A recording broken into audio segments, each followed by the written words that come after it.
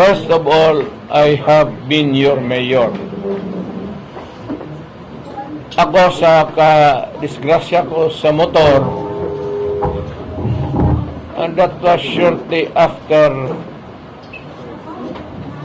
or just before rather, mga a few months when the campaign for the presidency started. Karoon ako ng spinal, maybe sa motor or anything else. So, binigyan ako ng fentanyl ni Dr. Rosario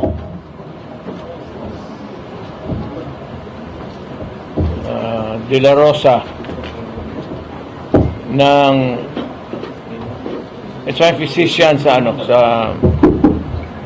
Cardinal Santos, and I was examined also by Dr. Ibon, forgot his name, but one of the things that was prescribed since I was in pain before ako tinusok dito, I was given fentanyl, kaya doon ko nakilala yung fentanyl.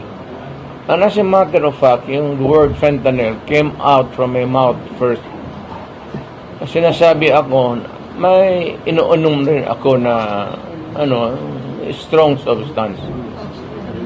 But si Presidente Marcos, sabi kasi niya na baka epekto ito ng fentanyl.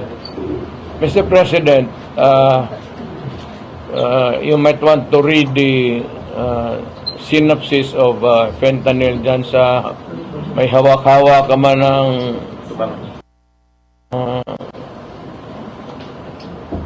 yung cellphone mo. Fentanyl is a medical thing. It eases up the pain. Ngayon, yan nilalagay yan para to ease the pain. Pero nung na-opera na ako, okay na ako. And that was about 8 or 7 years ago. Shortly before I ran for the presidency. Magkaroon ako ng talagang masakit. Itong fentanyl po, Mr. President, it is prescribed by a doctor, may prescription yan. O ito yung fentanyl patch. Parang ganunin mo yan, malaki man yan, guntingin mo sa 4, ganon. Tapos, isa ito, it talks for about mga 6 hours, 7. Wala na, palitan mo na naman. And it is prescribed by the doctor. And kinuha ko yung aking fentanyl prescription drug doon sa pain center ng St. Luke's. At nalaala ko pa, ang nagbigay sa akin noon si Dr. Javier. So I'm giving you the name and my doctor. Pagkatapos noon po, gumaling na ako, Mr. President. Hindi na ako nag-fentanyl. Hindi ko na kailangan eh. Ngayon, yan ang bumilta ka sa akin ng ganon. Tatanungin kita, yung cocaine, may prescription ba yan? Saan mo kinukuha yung supply mo? Alam ko ang tao nung dumadala sa dyan sa Malacanang. Body-body mo yan sila. As a matter of fact, yung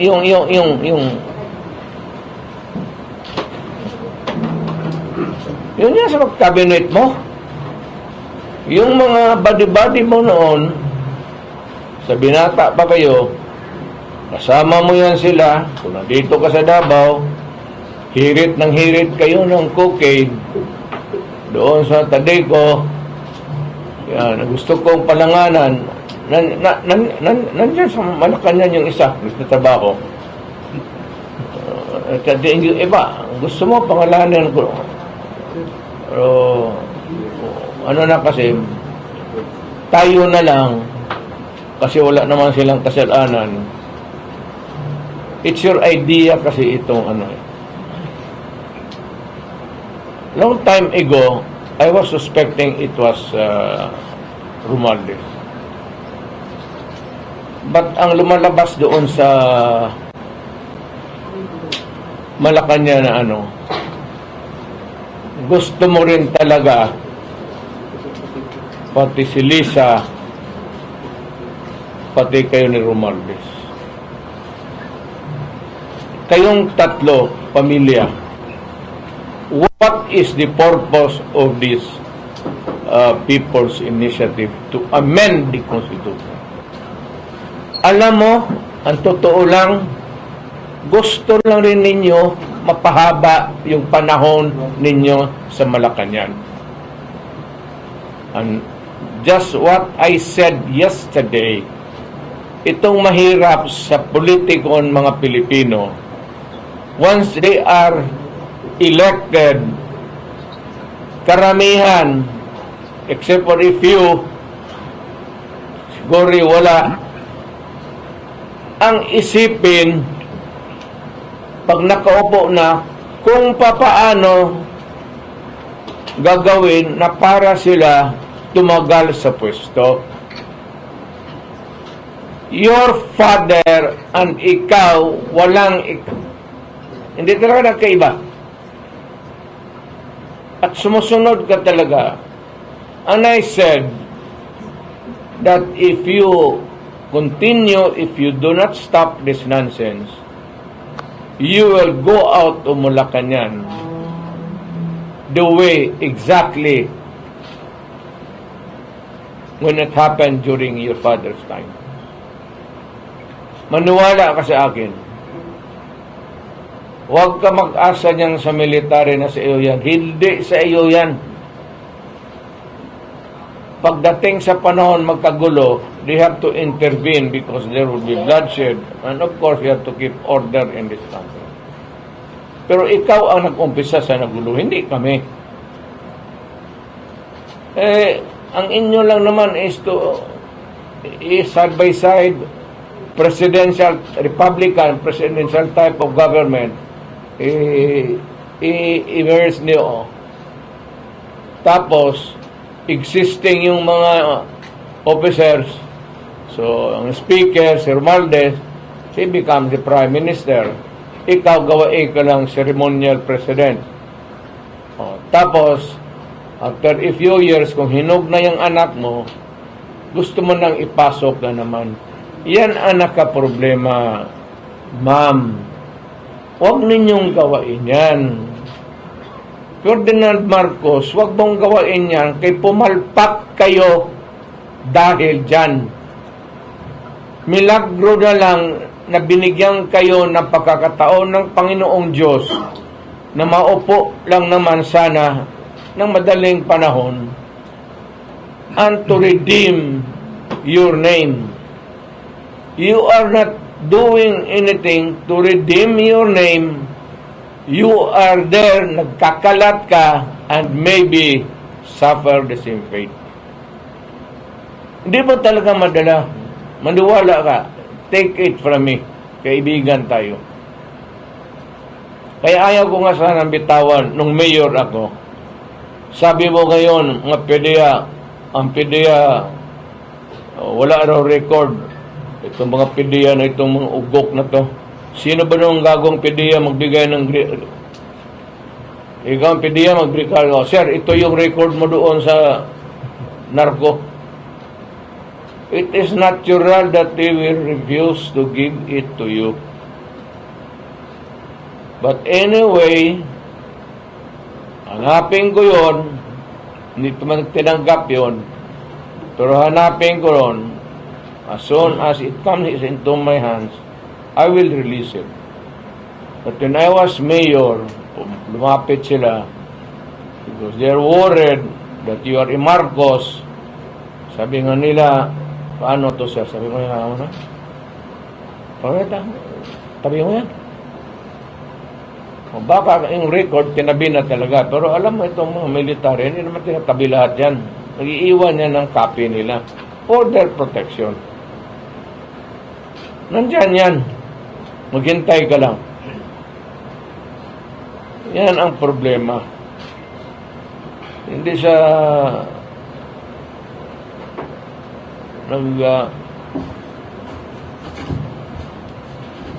kita tuloy, hindi na ako yung balita ko, ito ba si Lisa? Hindi ko ito kilala. Wala, hindi ko talaga.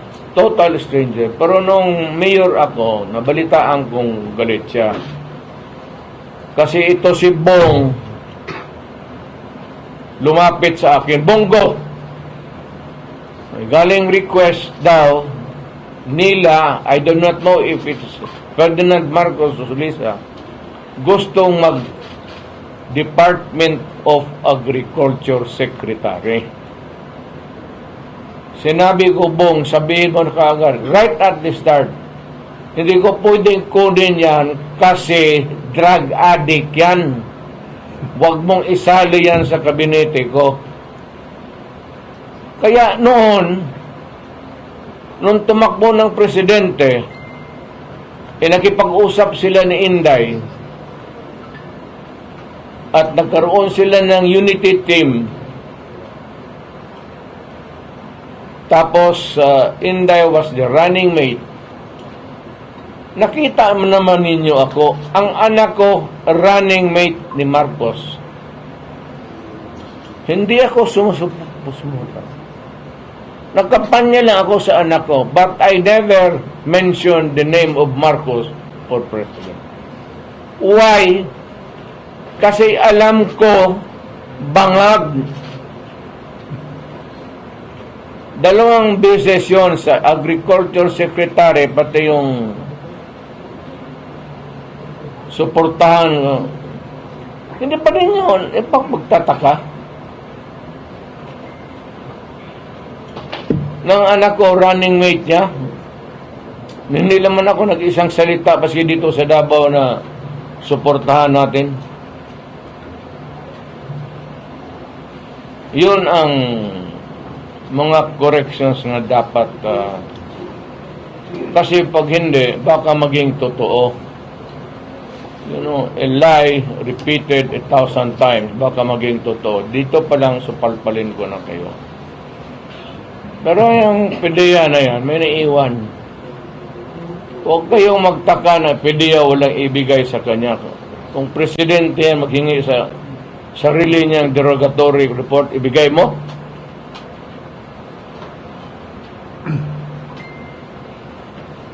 Siyempre, magsabi talaga wala. Tingnan mo, pag nawala na si Marcos, di ba maglabasa na naman yan? Lupuhan, yung PDEA. Kailangan daw, may prueba kayo. Sabi ng speaker. May prueba. It is not me who will prove.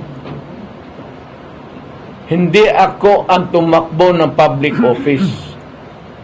It is an accusation against him from the public. Bakit ko iproba? It is for him to sit in the Luneta Park, pagpakuha siya ng dugo doon, independent entity o doktor, magpakuha rin ako, o sige, pati ako, pakuha siya ng blood test.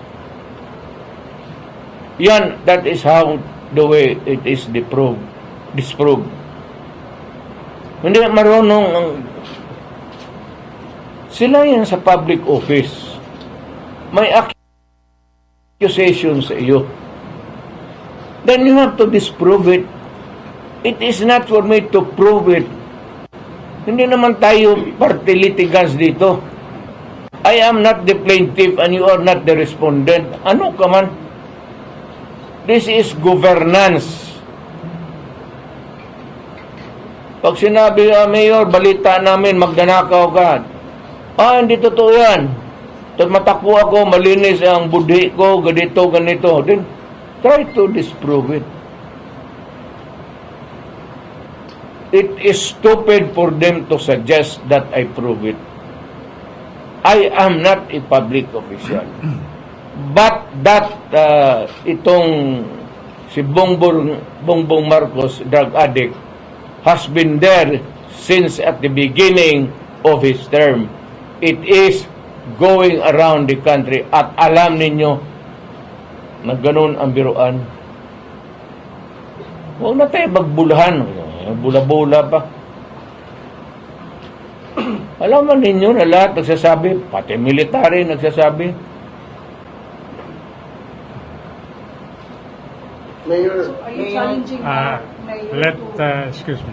Mayor, Let us allow our mayor to finish his discourse before we open the forum for questions. Alam mo, wala talaga kaming away ni Bongbong. Wala akong nakita sa kanya worth na fighting for. Wala, mabait eh. Doon nga ako nakasabi ko, I dread this moment that it would come to say it in public. Na noon, sabi ko, nagdudruga siya, sinabi ko na yon. Na hanggang ngayon, we have a sitting president who is a drug addict. Now, how can you now rally the people behind to observe the law, pati yung mga PDEA, pati yung mga police, pati yung military? How do you expect people now? And may I ask the president, bakit ka pumunta ng Germany right before the campaign? Bakit ka napag-rehabilitate doon?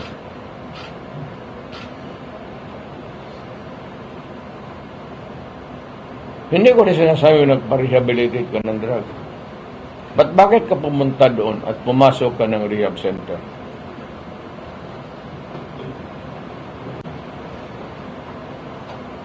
Mr. President, ang amin lang naman sana, sinabi ko naman sa inyo,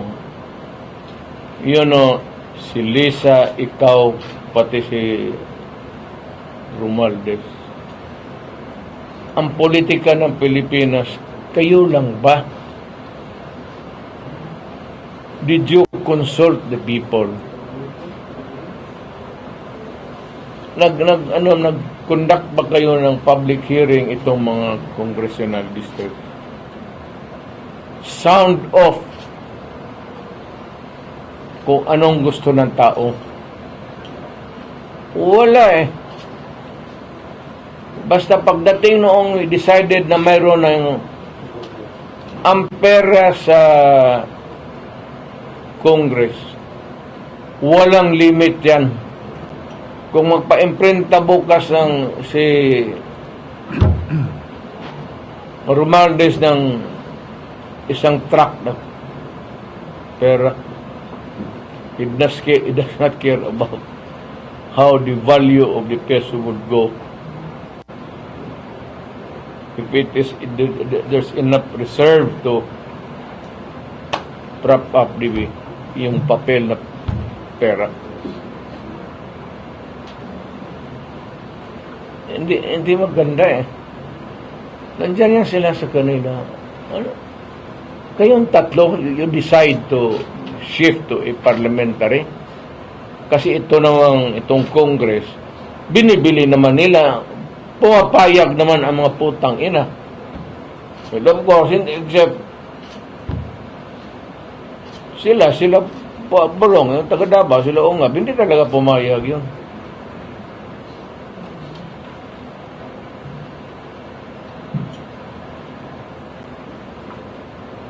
So, yun lang ang sentimento ko. By the way, there will be a sort of a regrouping in the political arena dito sa Davao.